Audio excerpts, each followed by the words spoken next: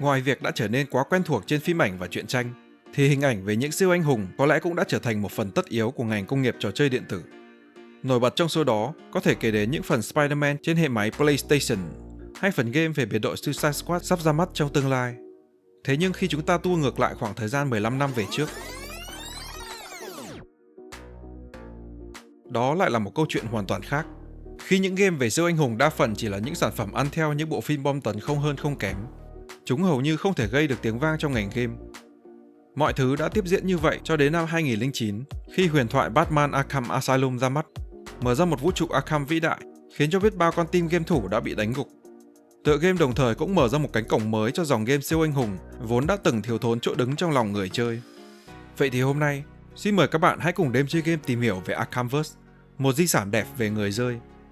Và đêm đã đến, hãy cùng chơi game nào.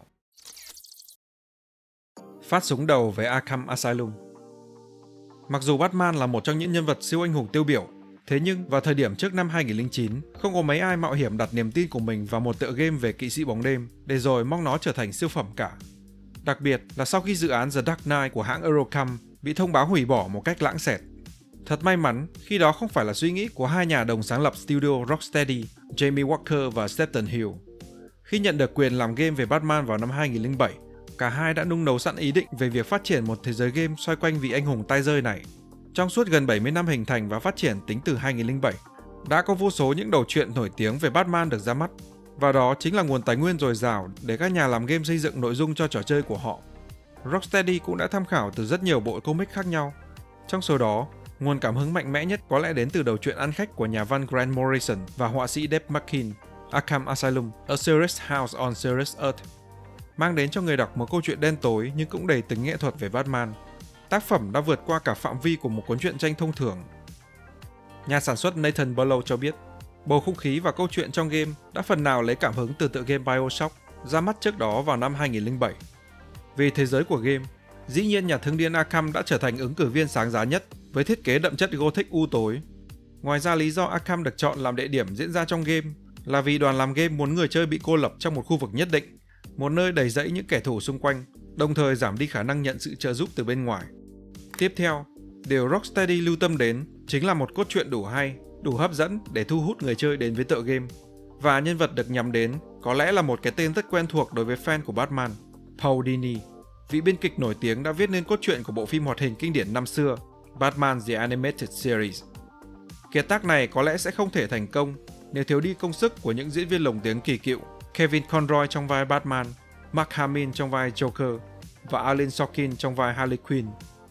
Và thế là Rocksteady đã bắt đầu quá trình sản xuất game Batman với nguồn nhân lực khiêm tốn, chỉ 60 người, con số ban đầu là 40. Một con số rất nhỏ nếu đem so với những dự án game AAA khác với nhân lực trung bình từ 500 đến 1.000 nhân viên. Bên cạnh đó, cơ chế combat của người chơi cũng là một yếu tố được xem xét kỹ càng. Rocksteady cần tìm ra phong cách chiến đấu phù hợp nhất để thể hiện rõ sự bá đạo của kỵ sĩ bóng đêm, vì anh là một bậc thầy thông thạo nhiều môn phái võ thuật khác nhau cùng kinh nghiệm chiến đấu dày dặn. Và đã có 3 ý tưởng về hệ thống chiến đấu được đề ra để họ lựa chọn. Đầu tiên là phong cách Rim Action đánh theo nhịp điệu. Ý tưởng thứ hai là game sẽ chuyển thành góc nhìn 2D khi gặp địch, combat thể hiện qua việc những vòng tròn màu sắc va đập vào nhau. Và lựa chọn cuối cùng chính là những pha combat free flow mà chúng ta đã thấy xuyên suốt quá trình chơi. Tạo hình của Batman dĩ nhiên cũng là chủ đề được bàn tán sôi nổi và kỹ lưỡng. Lấy cảm hứng từ phong cách của họa sĩ truyện tranh Jim Lee, họ đã nhào nặn một Batman với những khối cơ bắp cứng cáp nhưng cũng không kém phần thanh thoát khi chiến đấu. Một fun fact dành cho bạn, chiếc áo choàng của Batman đã được thiết kế trong suốt 2 năm trời với hơn 700 hoạt ảnh và hiệu ứng âm thanh, nhằm đem đến cho người chơi những trải nghiệm về chuyển động mượt mà và chân thật nhất. Và công trình kỳ công này được hoàn thiện bởi một lập trình viên duy nhất. Thật là đáng nể phải không các bạn? Trải qua 21 tháng lao động miệt mài, cho đến tháng 8 năm 2009, Batman Arkham Asylum đã chính thức ra mắt trên hai hệ máy PlayStation 3 và Xbox 360, còn phiên bản trên PC được ra mắt ngay sau đó nửa tháng. Tựa game đã nhận được vô vàn những lời có cánh từ giới báo chí và người hâm mộ. Với một phong cách mới lạ mà chưa một game siêu anh hùng nào từng thể hiện trước đó, Arkham Asylum đã tạo nên một cơn sốt trên thị trường game, khi bán được 2,5 triệu bản chỉ trong 3 tuần phát hành đầu tiên. Đến tháng 10 năm 2011, con số này đã được tăng lên gần gấp đôi, với 4,3 triệu bản được bán ra. Đi kèm theo đó là những giải thưởng quý giá được trao trong những lễ trao giải của tiếng tăm. Và điều quan trọng nhất, Arkham Asylum đã trở thành bước đệm đầu tiên trong việc dẫn dắt người chơi du hành trong vũ trụ Arkhamverse.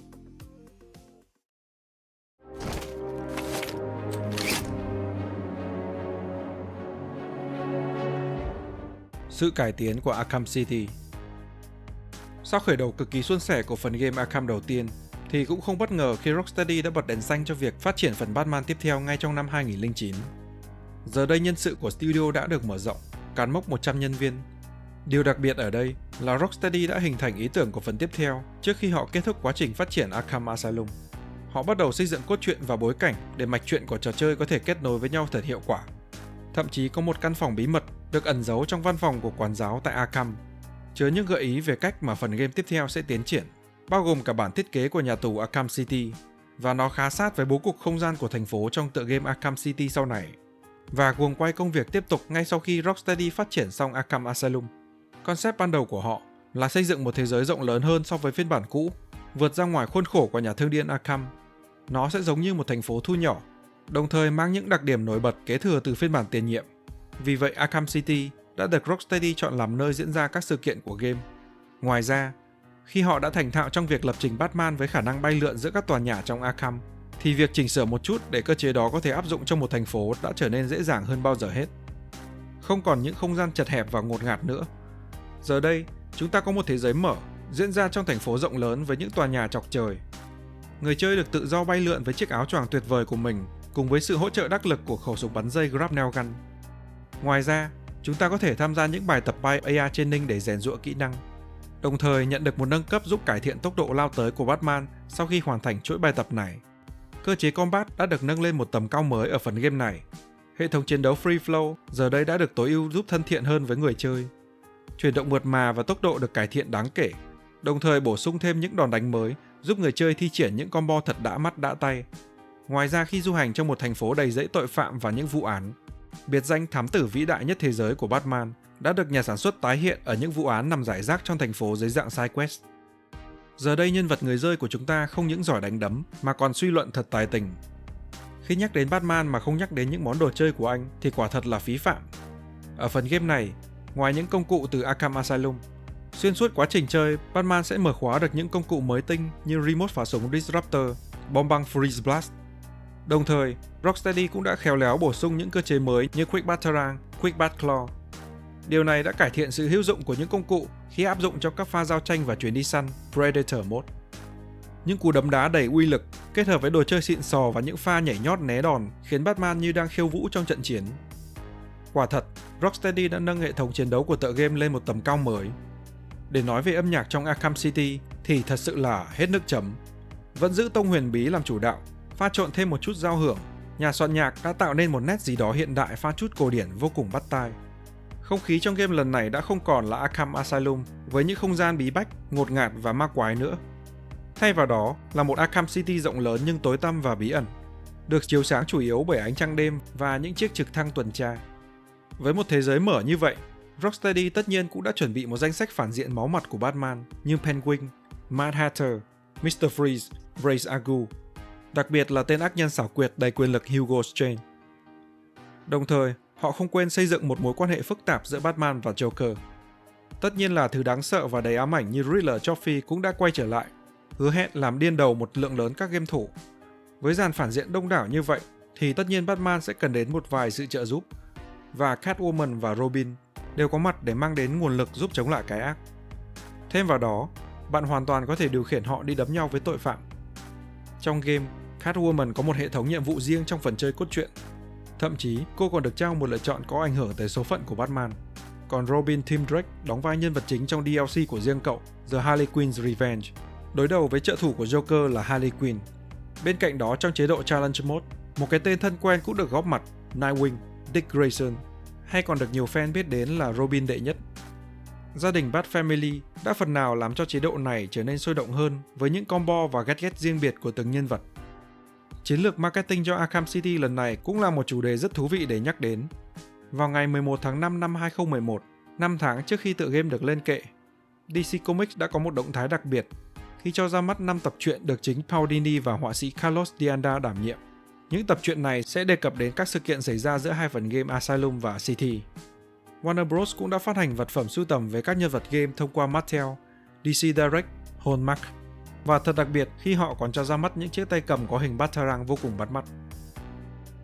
Cuối cùng thì ngày ấy cũng đến. Batman Arkham City đã chính thức ra mắt tại Bắc Mỹ vào ngày 18 tháng 10 năm 2011 trên các nền tảng Xbox 360, PlayStation 3 và PC, và rồi mở rộng tới những khu vực khác. Tựa game đã tạo nên một cơn sốt trên thị trường toàn thế giới. Không lâu sau đó, một phần game ngoại truyện cũng đã được phát hành riêng cho những thiết bị di động có tên Batman Arkham City Lockdown. Game được phát triển bởi Netherrealm Studios, có cơ chế chơi giống với người anh em Mortal Kombat. Sau đó một năm, phiên bản dành cho hệ máy Nintendo Wii U cũng được ra mắt với cái tên Batman Arkham City Armor Edition. Phiên bản này bao gồm tất cả DLC từng ra mắt, đồng thời bổ sung chế độ Battle Armor Tech và một vài tính năng khác. Theo NPD Group, Batman Arkham City là trò chơi bán chạy thứ nhì tại Mỹ trong suốt tháng 10 năm 2011. Tựa game khi ra mắt đã nhận được vô số lời khen từ những tạp chí danh giá như Game Rankings, Metacritic, đồng thời được cộng đồng game thủ đón nhận nồng nhiệt. Phần game này có thể được coi là bản nâng cấp tuyệt vời của Asylum. Và cho đến tận ngày nay, Batman Arkham City vẫn được coi là một trong những tựa game siêu anh hùng xuất sắc nhất và là thước đo chuẩn mực của những tựa game sau này. Một fun fact nhỏ dành cho bạn, ban đầu bản game này suýt nữa đã có chế độ chơi mạng multiplayer.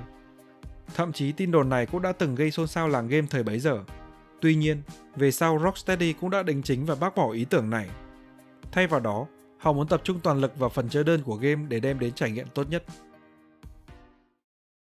Vừa rồi, chúng ta đã được chứng kiến sự khởi đầu của series Arkham huyền thoại với hai phát súng mở màn cực kỳ hoành tráng là Batman Arkham Asylum và Arkham City. Vậy sau những thành công của cả hai phần game đó, Arkhamverse sẽ được tiếp tục phát triển như thế nào? Chúng ta hãy cùng chờ đợi phần tiếp theo của video này nhé! Cảm ơn bạn đã theo dõi đến kết thúc của video. Nếu bạn thích video này, đừng quên like và hãy nhấn nút đăng ký để tiếp tục theo dõi hành trình của chúng tôi nhé! Như thường lệ, nếu bạn cần góp ý điều gì, xin hãy comment bên dưới video hoặc gửi về địa chỉ email mà chúng tôi đã để ở phần mô tả nhé. Hẹn gặp lại các bạn ở những video sau. Chúng tôi là Đêm Chơi Game.